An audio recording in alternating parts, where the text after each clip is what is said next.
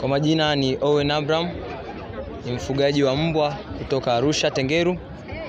Mimi nafuga mbwa wa ulinzi. Mbwa hapa mbeleni kama mnaona mimi nafanya biashara. Nazalisha vifaranga vya mbwa na kuuza. Kwa sasa hivi kwenye soko la ufugaji, mbwa amekuwa pia anafanya vizuri sana. Watu wengi wanapenda kutumia mbwa kama ulinzi sababu mbwa hashawishiki. Kwa hiyo biashara ya mbwa inaweza ikainua. Kama mimi ni kijana, nimejikita katika ufugaji wa mbwa na ninaona faida. Tunatuma mbwa mpaka Kenya, Uganda, tunatuma Zanzibar. Ni biashara kubwa kweli. Mbwa cha kwanza kabisa katika ufugaji wa mbwa ambao ni mbwa wa kisasa, mbwa kwenye asili ya kutoka mataifa mengine. Hawa mbwa kwanza kikubwa anapozaliwa anatajika, kuna chanjo ambayo anatakiwa kuzingatia kuzipata. Kuna chanjo ya parvovirus ambayo anapatiwa akiwa na mwezi mmoja, atafuatiwa akiwa na mwezi miwili ambayo ni DHLHPP. Mwezi wa 3 pia atarudiwa ile DHLHPP. Mwezi wa 4 atapata rabies ambayo ni chanjo ya kichaa. Kwa mtiririko huo yule mbwa anakuwa ni rahisi kuishi katika mazingira haya na inakuwa ni ngumu kwa yeye kupata magonjwa. Ukishafuata mtiririko huo, kikubwa cha kuzingatia ni usafi wa yule mbwa, usafi wa banda na hapate chakula pia kwa muda na wakati na chakula bora. Kweli hawa mbwa si atuwalishi makombo kama ilivyozoeleka.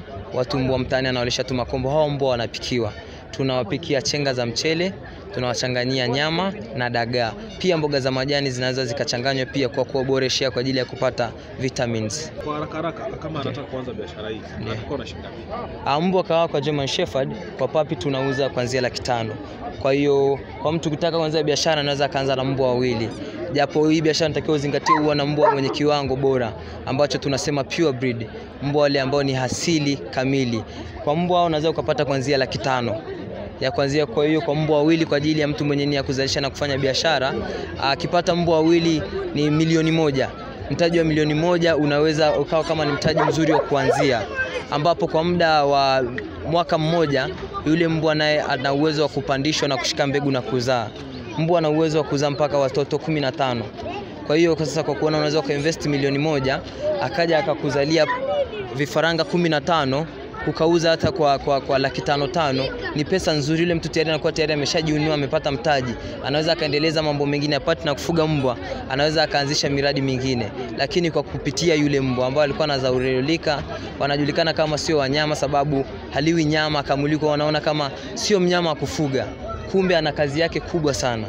Na soko limekaaje? Soko la mbwa kweli lina competition, maana watu wengi, vijana wengi sasa hivi wamejikita kwenye ufugaji wa mbwa. Kwa hiyo soko ni sio challenging sana. Endapo utakuwa na wale mbwa wenye sifa bora, soko lake litakuwa vizuri zaidi.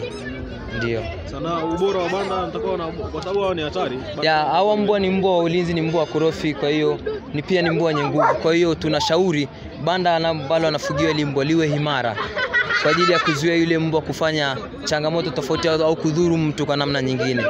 Kwa hiyo anatakiwa awe na uangalizi mzuri pia na banda imara. Kwa German Shepherd kama ulivyosema hapa awali, lifespan yake, muda wa kuishi, anategemea kwa average, kwa wastani anaweza kaishi ndani ya miaka 14. Ambapo wanaanza kupatiwa mafunzo ambapo atafikisha miezi 3.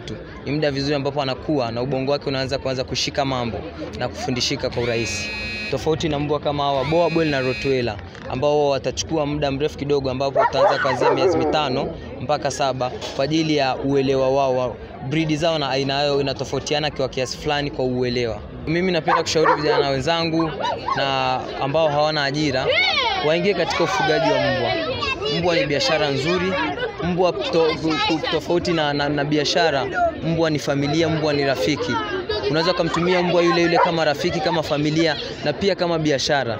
Utakapokuwa na mbwa utajikita kufanya mbwa atakuwa na ulinzi, anakuprovidea ulinzi, ni rafiki, pia anaweza akakutengenezea hela kwa kuzalisha yule mbwa na kuuza vile vifaranga. Mbwa ana hongo. Mbwa akifundishwa kufanya kazi fulani, atafanya ile kazi kwa asilimia na uwerevu mkubwa zaidi anavyoweza kufanya mtu. Mtu mlinzi unaweza kumweka akachoka, akalala, akapumzika, akashawishiwa kwa namna nyingine au moja kwa maslahi yake, akafanya kwa tofauti. Japo kwa mbwa hicho afanyi. Akifundishwa kama ni kulinda shamba fulani, kulinda nyumba fulani, kulinda familia, ashawishiki, anafanya kile kitendo au atafanya lile jambo kwa moyo wake wote, kwa nguvu zake, kwa uwezo wote, hata kama ataumia au atajeruhika kwa namna fulani. Mbeleni hapa unao mbwa, tuna mbwa asili 4 aina 4. Tuna mbwa aitwaye Boerboel, ni mbwa ya asili kutoka South Africa ambao tunaotumia na kuwazalisha kama ulinzi kama biashara pia. Tuna mbwa aina ya Belgium ambayo ni banda la lofata. Tuna mbwa aina ya German Shepherd na tuna mbwa aina ya Rottweiler. Wote ni mbwa bora kwa ajili ya ulinzi. Asili yao ni kutoka nchi za kigeni kama nchi ya Ujerumani, South Africa na Ubelgiji. Hao mbwa unapoona hapa, hao mbwa wana muonekano mkubwa tofauti na mbwa tuliowazoea, na wana uwezo mkubwa pia wa akili na kujifunza mambo mapya.